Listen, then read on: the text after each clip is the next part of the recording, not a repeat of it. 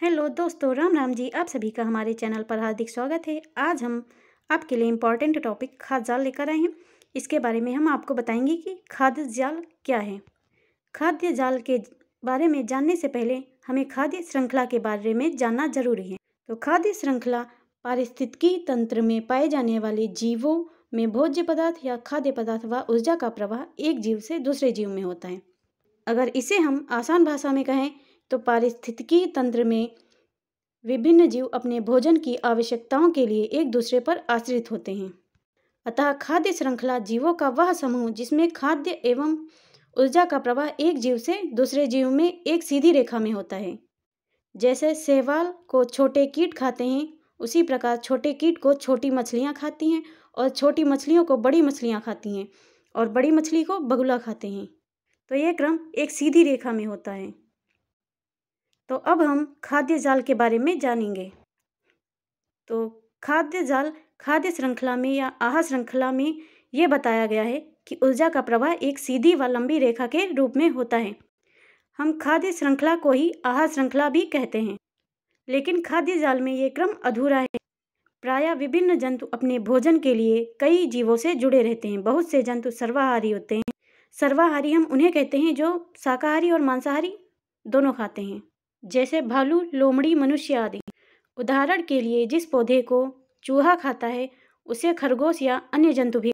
इसी प्रकार चूहों को सांप के अतिरिक्त बिल्ली व अन्य जंतु भी खाते हैं और सांप को बाज के अतिरिक्त मोर या अन्य जंतु भी खा सकते हैं। तो इसे हम अब डायग्राम के माध्यम से बताएंगे। अब इसे हम डायग्राम के माध्यम से समझाएंगे। ये प्रोड्यूसर लिखा है जिसे हम हिंदी में उत्पादक कहते हैं, और यहाँ पे प्राइमरी कंज्यूमर लिखा है जिसे हम प्राथमिक उपभोक्ता कहते हैं। यहाँ पे सेकेंडरी कंज्यूमर लिखा है जिसे हम द्वितीयक उपभोक्ता कहते हैं, और यहाँ पे टर्टरी कंज्यूमर लिखा है जिसे हम तृतीयक उपभोक्ता कहते हैं। हॉग को बाज कहते हैं और ग्रासहोपर को टिड्डा कहते हैं। तो इस डायग्राम में ये दिखाया गया है कि जिस पौधे को चूहा खाता है और चूहे को सांप खाता है और सांप को बाज या मोर या अन्य जंतु भी खा सकते हैं, उसी प्रकार इस पौधे को खरगोश खाता है, खरगोश को बिल्ली खाती है और बिल्ली को बाज या अन्य जंतु भी खा सकते हैं। इसी प्रकार ऊपर इस पौधे को टिड्डा खाता है और टिड्डे को छिपकली और छिपकली को बाज या अन्य जंतु भी खा सकते हैं।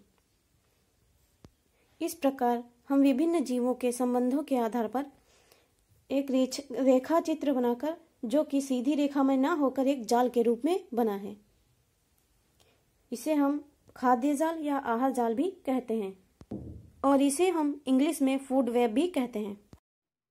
अगर आपको हमारी वीडियो अच्छी लगी हो तो प्लीज़ कमेंट करके ज़रूर बताइएगा।